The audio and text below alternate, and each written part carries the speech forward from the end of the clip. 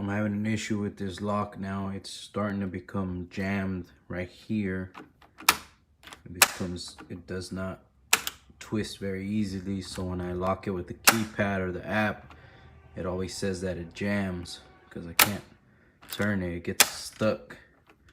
And it's not getting stuck right here. Right here it works fine. There's no, it's in here, something internal that's not working.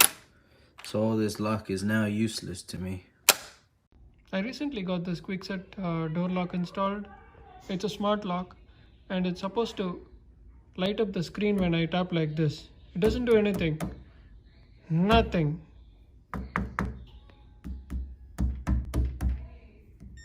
There, finally something came.